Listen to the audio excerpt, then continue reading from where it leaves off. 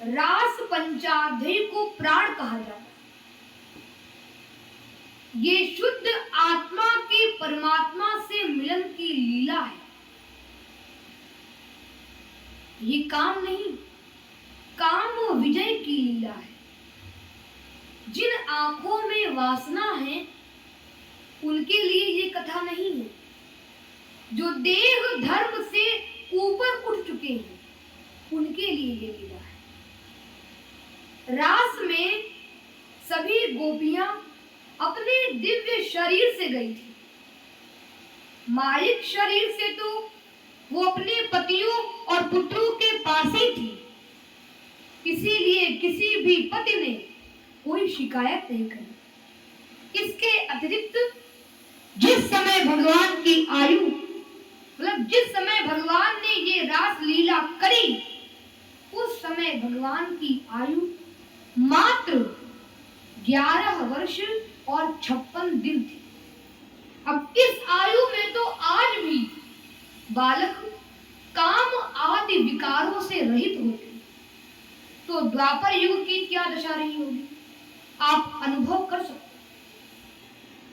गोस्वामी जी लिखते हैं कि जहां काम तहां राम नहीं, और जहां राम नहीं काम, तुलसी कबहू रह सके रवि रजनी एक ठाम।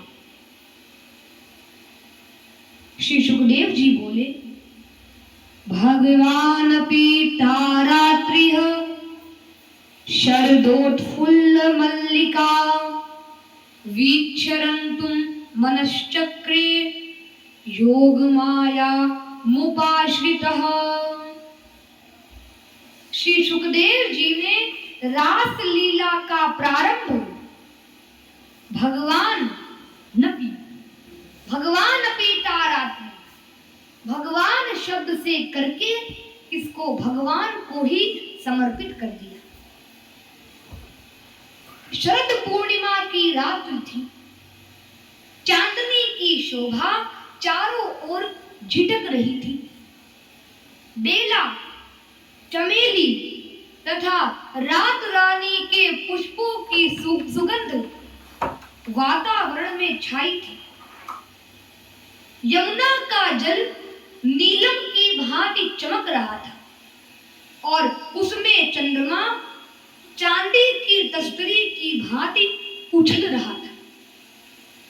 अब भाई, पूर्णिमा तो वैसे इतनी खूबसूरत होती है, तो शरद पूर्णिमा का कहना ही क्या।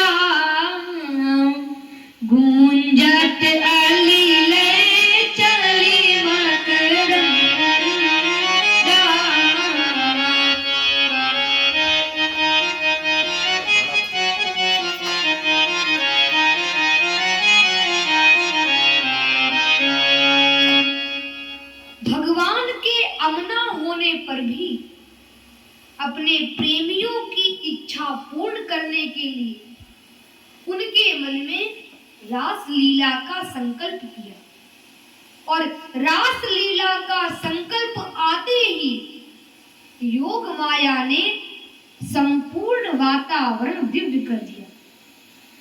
दृष्टवा कुमुद्वन्तं खंडमंडलम रमाननाभं नवकुंकुमारुणं वनं च तत्कोमलगोभिरञ्जितं जगौ कलं वामदृशां मनोहरम्। भगवान ने आज व्रजवामाओं के मन को हरण करने के लिए काम बीज क्ली की मधुर तान वंशी में छेड़ी। आ गई रात वह प्रेम भरी लेकर पूर्ण चंद, मुरली छेड़ी श्याम ने बरसों परमानंद। यमुना तट पर रास कर गोपियों के छड़ को चुकाना है, कात्यायनी व्रत के अवसर का अपना वरदान निभाना है। जो उनके मन में प्रेम को और मिलन की लालसा को उकसाने वाला था। एक संत गोपी शब्द की व्याख्या करते हुए कहते कि जो अपनी भक्ति को गोपन रखे, प्रदर्शन ना करे, छुपा कर रखे, उसी का नाम गोपी है। और ये गोपियां कोई साधारण नारियां नहीं थी। इनका वर्णन महामुनि गर्ग जी ने गर्ग संहिता में किया है। ये गोपियां कई प्रकार की थी। बड़े बड़े सिद्ध ऋषि मुनि ही गोपी बनकर आए थे। दंडकारण्य ऋषि, तप सिद्धा ऋषि, स्वयं सिद्धा ऋषि, साधन सिद्धा ऋषि, वेद की ऋचाएं, यज्ञ में स्थापित सीताएं, श्रुति रूपा गोपियां, पुलिंद गोपियां, स्वयंदेव की गोपियां, अयोध्या की गोपियां, मिथिला की गोपियां आदि। पद्म पुराण के पाताल खंड में वर्णन आता है कि इन ऋषियों ने कल्प कल्प तक तपस्या करके प्रभु से आलिंगन की कामना की थी, तो वही आज गोपी बनकर आए। रास क्या? वो व्हाट इज रास? माया रहित जीव का भगवान से मिलन का नाम रास। संसार के बंधनों को छोड़कर जीव प्रभु के पास आ जाए, वो रास है। श्री कृष्ण के काम विजय की लीला का नाम रास है। और हर सच्ची आत्मा परमात्मा से मिलना चाहती है, इसी का नाम रास है। पूर्ण काम संतों के शब्दों में राधा प्रकृति या कुंडलिनी की शक्ति है, कृष्ण पुरुष या परमात्मा है, वृंदावन सहस्र दल कमल है, गोपियां अंतःकरण की प्रवृत्तियां हैं, वंशी की धुन प्रणव या नाद है, और रास लीला भोग में योग की अभिव्यक्ति है।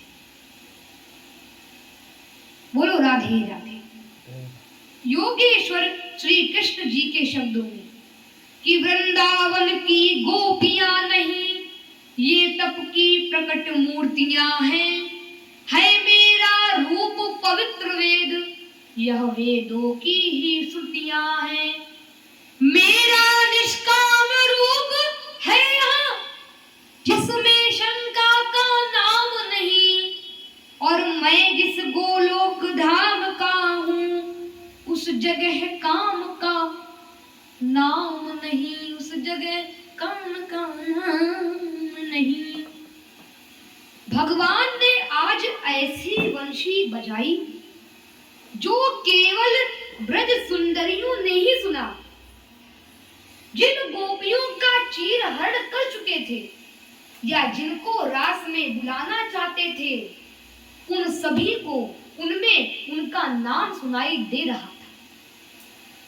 और वो धुन भय, संकोच, मर्यादा सब छीन कर उनके मन में मिलन की प्यास को बढ़ाने वाला था। वंशी की तान जिस गोपी के पड़ी कान, वो भूली अपना भान और भागी छोड़ी मकान।